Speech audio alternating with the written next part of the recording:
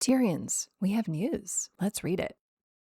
Playable species spotlight. Humans. Setting the stage for playing as a human in Guild Wars 3, August 13th, 2026. Greetings, Tyrians! Danny Barnes here from the Guild Wars 3 narrative team, excited to share some of the first details about the various playable species that populate the Orient Golden Age. Today, we're kicking off with humans, a curious, driven, and resourceful people hailing from the realm beyond the mists. As a player taking up the role of a human in this period of Tyrian history, you're surrounded by a wholly new and intensely magical world with unexplored horizons in every direction. Your settlements are growing, your guilds are rising, and with every laid road and raised temple, your steady progress seems to reaffirm the notion that you can make a home here. And yet, everywhere you go, the world seems to ask, can you?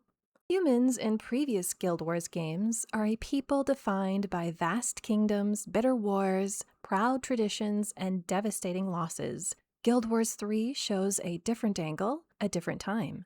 Humanity before its great fall. In this era, humans are not yet defending a dwindling empire from encroaching forces. They're newcomers, explorers, dreamers. A people still learning what it means to live in a world that was not originally their own. An inspiring story, to be sure, but not without its complications.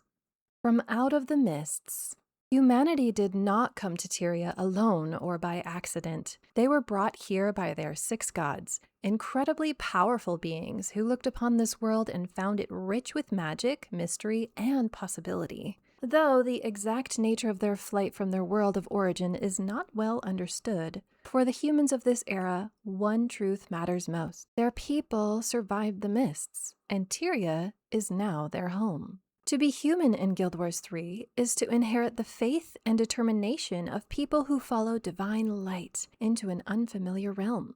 Some carry that inheritance with humility, others with pride, and many with questions. But since they've arrived, nearly all humans have come to understand on some level that Tyria is both a gift and a challenge.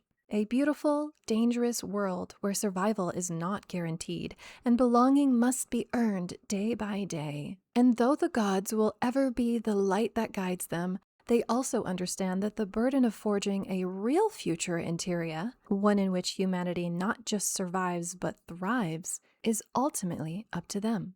By Guild Wars 3's outset, humanity has existed in Tyria for over 700 years and has already established several distinct centers of power across the world. The oldest of them, Cantha, is centuries deep in dynasties and tradition, proof that humans can endure long enough for settlement to become a civilization and for a civilization to become legend.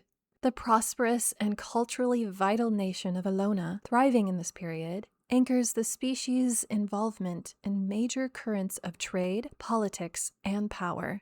Youngest among humanity's holdings, Ascalon, is a land of banners, borders, and military pride, defined by conflict and a fierce conviction of those who fought to claim and defend it. The Marganites, worshippers of the god Abaddon and rulers of the coastlines, hold dominion over the Crystal Sea and the many miles of coastline surrounding it. And then there's Or, the center of the magical world, whose unfolding would change the destiny of humanity in Tyria forever.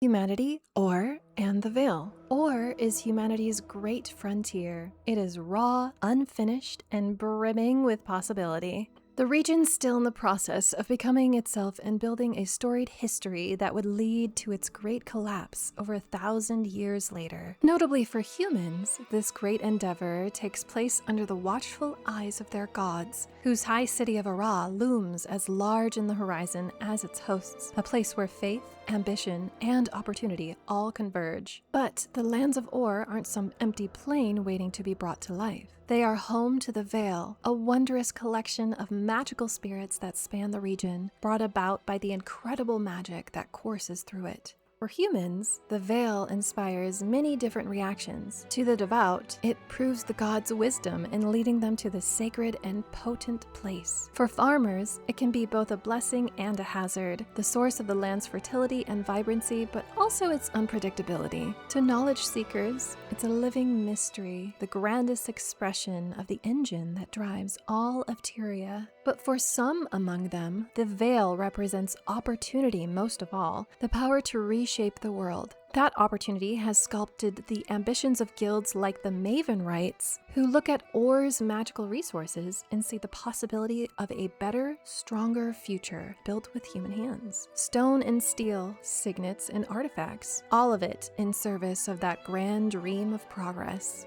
To their supporters, the Mavenrites are proof that humanity can do more than survive in Tyria. They can innovate, build, and transform. To those who oppose their march of progress, the Mavenrites are a symptom of humanity's greatest flaw, its boundless ambition. Humanity's relationship with the Veil is complicated, full of both wonder and tension. Taking responsibility, that tension lives at the heart of the Veil Wardens, the player's originating guild in Guild Wars 3. The Order of the Veil is the oldest guild in Or, founded to protect the Veil spirits and the lands they inhabit. Long before the guilds of Or became the region's primary engines of trade, status, and power, the Veil Wardens were already walking the wilds, meditating tense relations between the sentient species of Or and the Veil, and defending those unable to defend themselves. For a human to become a Veil Warden is a powerful choice. It means stepping away from the easiest and simplest narrative your people might tell about Or,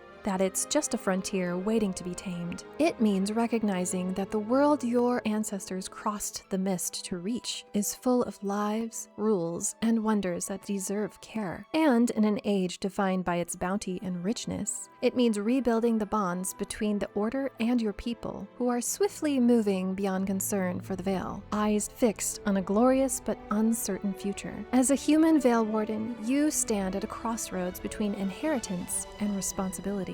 You carry the ambition of a rising people, the faith of those who crossed worlds, and the oath of an order sworn to defend the living magic of Or. So, what will be said of humanity's deeds at the close of the Orion Golden Age? Here in storied Or, a millennia before Guild Wars Reforged and Guild Wars 2, before the world of Tyria knows what humanity will become. Will it be defined only by what it built, for what it claimed, or will it be for what it chose to protect?